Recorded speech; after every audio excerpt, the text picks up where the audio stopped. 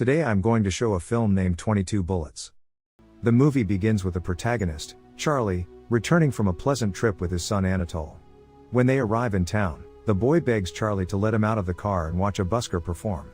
Charlie agrees and states that he'd be right there after parking his car. However, as he steps out of the vehicle, several masked men surround him and begin shooting at him. In the end, he miraculously remains still alive. While losing consciousness, he recalls a memory when he was still a young man in prison, receiving advice from an old mobster known as Old Timer on how to live a life of crime. Old Timer warns him that once he gets into the business, there is no getting out. Charlie is rushed to the hospital, where doctors are working hard to extract all 22 bullets lodged in his body. Elsewhere, we meet a man named Tony Sakya, who learns about Charlie's condition. Tony Sakya is clearly a powerful and cruel man, which raises the question of whether he was the one who hired a gang to kill Charlie. The shooting of Charlie is broadcast on national television, and the newscaster mentions that he is a retired mobster. Next, Police Captain Marie Goldman becomes interested in the case and decides to go to the crime scene. While Charlie is in surgery, we see another flashback to his childhood, when young Charlie learns that his rival murdered Old Timer. As a result, young Charlie and his best friends, Tony Sakya and Kareem, decide to murder a famous mobster named Hernandez, in retaliation for the death of their old mentor. Before setting out to exact vengeance on Hernandez, the young men swear an oath to remain friends forever. They are successful in exacting vengeance, and their journey into the mafia world begins at this point. Back in the present, Police Captain Marie Goldman is confronted by her superior, who advises her to drop the case, because Charlie is a former mobster, and the police should simply let them kill each other. Marie ignores him and continues to investigate the case, in the hope of finding whoever is responsible for her husband's death. She then goes to Charlie's hospital room and begins questioning him. Charlie remains tight-lipped for some reason. When Charlie's lawyer Martin, and his trusted friends, Kareem and Pat, walk into the room, she walks out frustrated. Captain Marie is tucking her son into bed at night when she receives an unsettling phone call. She drinks for the rest of the night as she mourns her husband's death. Meanwhile, Kareem is visibly upset and vows vengeance on whoever is to blame. On the other hand, Martin advises him to be patient, and wait for Charlie to come out of his coma. Kareem then instructs Martin to watch over Charlie and not leave him alone. Back at the hospital, a man disguises himself as a member of the medical staff and sneaks in. He then draws his gun, enters Charlie's room, and shoots him several times. Hearing the gunshots, the hospital staff rushes to the room and discovers the dead body. The patient, however, is not Charlie, as Captain Marie had moved Charlie to a different room prior to the shooting incident. The incident prompts Captain Marie to station a surveillance team just outside the hospital the following day. Tony Sakya enters the hospital to see Charlie, and he expresses his relief that Charlie is still alive. Before leaving, he hands Charlie a greeting card, informing her that there are surveillance cameras throughout the hospital and that the police are monitoring him via ambulance in front of the hospital. Soon after, Kareem and Martin pay a visit to Charlie in the hospital and bring him with them. Marie decides to tail their car after seeing this. It isn't long before Kareem realizes they are being followed, and he begins to accelerate. He then requests assistance from a friend. Kareem drives the car inside an old warehouse, where one of Tony's men is tied to a chair now that Mary is no longer following them. He is visibly terrified, to the point of pissing in his pants. Charlie then tells him that no harm will come to him as long as he cooperates. He admits that he did not participate in the shooting, but Tony Sakya, Charlie's best friend, did send his men after him. Furthermore, Tony wants Charlie dead, because he retired and left him to run their illegal business on his own, and he is now afraid that Charlie will one day get in his way. Charlie is perplexed to learn all of this. Later, Kareem advises him to go kill Tony as soon as possible, but Charlie is conflicted because Tony is his best friend, and he recalls their childhood oath. Kareem relents, and Martin brings Charlie home, where he is warmly welcomed by his family. Kareem also returns home to his family, but when he walks out of his apartment that night, Tony's men kidnap and abduct him. It turns out that the man who was tied to the chair earlier had the idea to kidnap Charlie. Of course, the tied man's plan to gain Tony's sympathy backfires when he is shot to death. They then severed one of Kareem's fingers as a warning to his family. Charlie, who is just going about his business, is deeply shocked and devastated to learn of Kareem's death. He goes to the funeral and sees Kareem's family sobbing in pain. He becomes enraged and furious at the sight, and vows vengeance. Before he begins, he requests that Pat transport his family to safety. Later that night, we see Tony's men having a festive dinner party as if they have no remorse for torturing a man to death the night before. Their celebration, however, is about to be cut short, because Charlie has become a certified party pooper. Now that the men are unarmed, Charlie gives them one last chance to say goodbye to their loved ones, and they are all killed. He then shoots one of them, knowing for a fact that he is one of the men who shot him, because he recognizes the watch he wears on his wrist. Charlie gets away with nothing but the power of intimidation while the rest of the men cower in fear.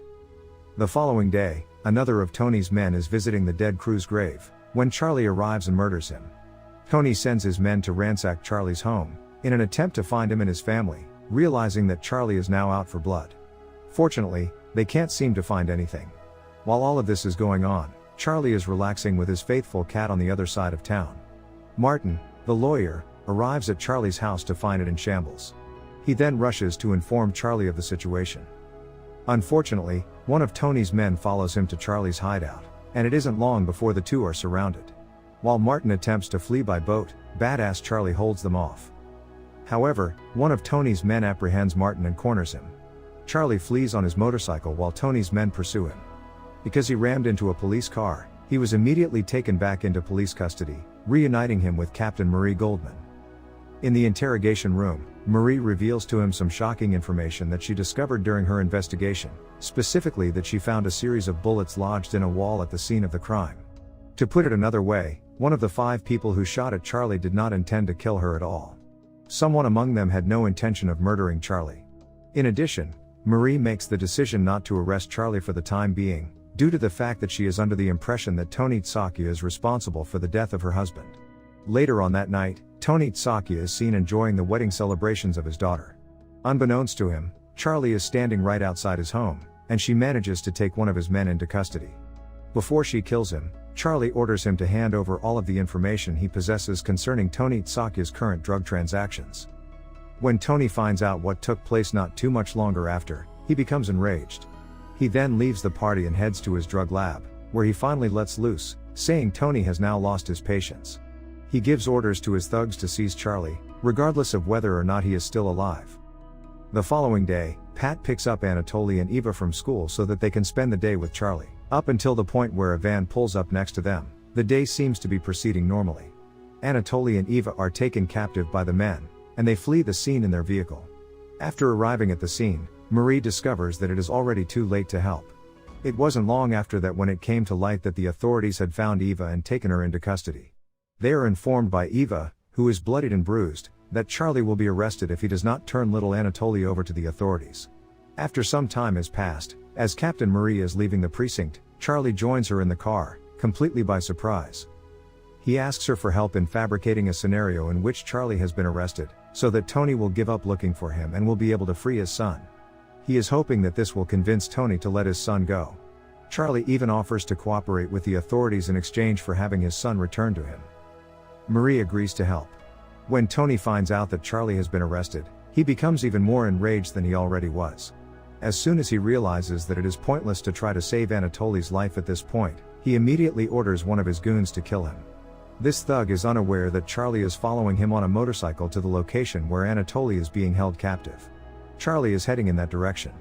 Inside this house is another one of Tony's men who is keeping an eye on Anatoly for Tony. Immediately, he is given the instruction. Instead of carrying out the instructions, he hastily frees Anatoly, but then, Charlie is still outside. It would appear that he is caught in some kind of barbed wire, and is making frantic efforts to free himself. Dragging Anatoly outside, the thug forces him into the trunk of the car and then begins to drive away. Just as this is about to take place, Charlie is able to knock him out of the way and drag Anatoly away. When Charlie finally gets back to his house, he tells his wife that they are no longer required to remain hidden, because he has successfully taken out all of Tony's thugs. The following day, Tony lounges around in his home when Charlie comes to visit. In spite of everything that has taken place, it seems as though Charlie is willing to put everything in the past for the sake of their friendship. Despite Charlie's desire to avoid killing Tony, who has become power-hungry, is intent on getting rid of Charlie as soon as possible. Tony holds him to the ground and aims a gun at him while he's there. Charlie takes advantage of the moment when Tony is taken aback, and gains the upper hand in their competition. Tony is taken into custody by the authorities just in the nick of time for running a drug ring. It has come to light that Charlie provided assistance to Captain Marie in her pursuit of adequate evidence to demonstrate Tony's guilt in the drug trafficking crime. When Charlie is later questioned by the police, it turns out that the cops are unable to find any evidence proving his involvement in any drug trade, so they are forced to release him. Martin greets him outside the precinct, and he immediately requests that Martin take them to the parking lot where he was shot. When they arrive, we learn that Martin was the shooter who was aiming at the wall at the time. Charlie, feeling betrayed, points his gun at Martin. Still, Martin continues to argue his case, claiming that Tony merely ordered him to kill someone but never specified who. He stated that he was shocked to learn that he had been assigned to kill Charlie, and that he was unable to carry it out. Charlie, it turns out, fired several bullets at the wall as a symbol of his gratitude for what Martin had done for him. We see Charlie and his family having fun at the beach, walking off into the sunset. The end. Thank you for watching. Subscribe us for more videos.